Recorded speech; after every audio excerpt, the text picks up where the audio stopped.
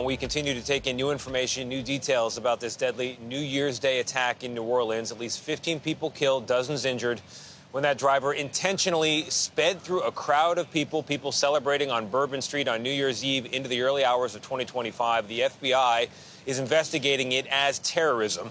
And many of the victims are now fighting for their lives, taken to University Medical Center here in New Orleans. And we are joined now by the center's chief medical officer, that is Dr. Jeffrey Elder. Dr. Elder, thank you very much for joining us on what has to be a very difficult morning. You've got all those patients there. Can you give us an update on the number of people still under the care of your doctors there and their general condition? Sure. We have, as of today, we have 15 patients still in the hospital, and their conditions range from critical to stable.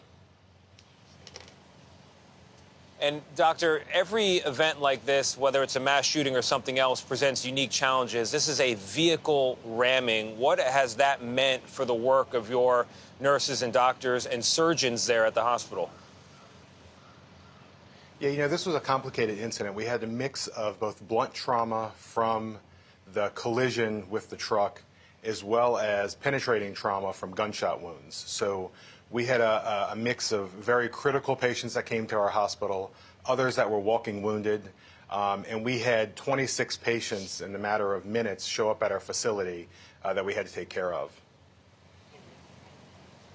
You've also got a family reunification process unfolding there at University Medical Center. A reporter for the Times-Picayune, the local paper here in New Orleans, was there for some of it. It was just about as sad as our viewers would expect it to be, but at times uplifting as people were reunited. Can you talk a little bit about how your location came to be the spot for all of this and how the process unfolded? Yeah, as we really became the epicenter of what was happening on the healthcare side with the hospitals, we had the most number of patients here. We worked with the city of New Orleans and the health department to have space available for those families to come in to try to reunite them with their loved ones that were here and ultimately have any notifications that needed to be made then here at the hospital with the health department in the city.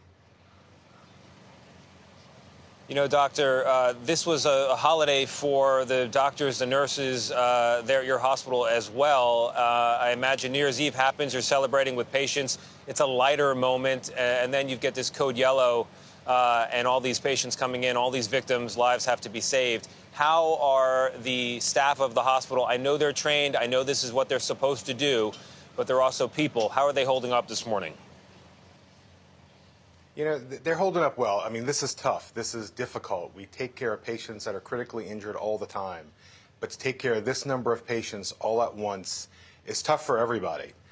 You go from having a good night working in the ER to, what could be looked at as mass chaos for a few minutes as you start to get everything together and moving and coordinated. And so, our staff here have done a tremendous job. We had people come in on their days off early in the morning as soon as they heard about it.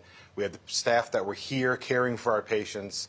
And we're going to continue to take care of our patients, and we're going to continue to take care of our staff that are here so we can continue to perform our mission. Yeah.